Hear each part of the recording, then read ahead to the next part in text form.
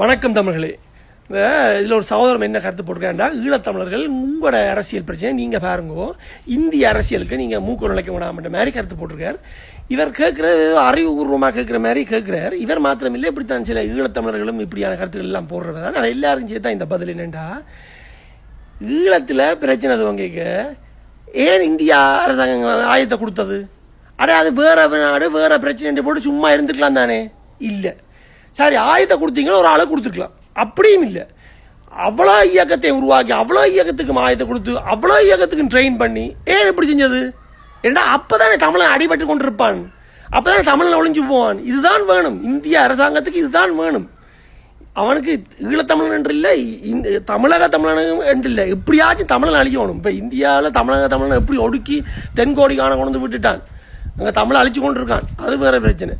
சரி, இப்போ வேற நாடு போட்டிருந்தா இல்லை, தமிழ்நாட்டு பிரச்சனைக்கு பீஸ் கீப்பிங் ஃபோர்ஸ் என்று சமாதான படை என்று வந்தது. இந்திய அரசாங்க ராணுவம் எல்லாம் வந்து தமிழீழத்தெல்லாம் மொத்தமாக டாரா போட்டு தங்கின மத்தாம பொம்பளையெல்லாம் கற்பழிக்கிறது. பொம்பளையில் என்ன, இந்த கிளவியலை விடாமல் கற்பழிச்சு இந்த இலங்கை ராணுவத்துக்கே கற்பழிக்க காட்டி கொடுத்தோன்னா இந்த இந்திய ராணுவ வீரர்கள்லாம் இந்த காஞ்ச மாடு கம்பில் விழுந்த மாதிரி கிளவியல் எல்லாம் கற்பழிச்சு இப்படி செஞ்சது. இது என்னத்துக்கு? அப்ப சோதிச்சுக்கலாம் தானே, அது வேற நாடு வேற அரசியல் சும்மா இருந்துக்கலாம் தானே. இந்தியா ஏன் இருக்கே இல்லை, என்னடா தமிழனை அழிக்கணும், எப்படியாச்சும் தமிழனை அழிச்சிட்டு விடுவோம் என்ற மாதிரி தான் இந்த இந்தியாண்ட கொள்கை.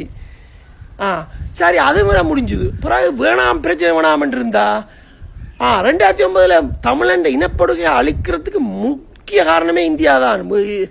ஈழம் ஃபுல்லா கப்பலை நிப்பாட்டி கப்பல் ஒன்றும் பெறக்கூடாது, கூடாது இன்டெல் எல்லாம் கொடுத்து அதுக்கு என்ன ஆர்மி வேண்ட இந்தியன் ஆர்மியை நேரடியாக எல்லாம் உள்ளுக்கு களமிறங்கி எல்லாம் இன்டெலிஜென்ஸ் எல்லாம் கொடுத்து அட்வைஸ் எல்லாம் கொடுத்து இப்படி எல்லாம் நடந்தது.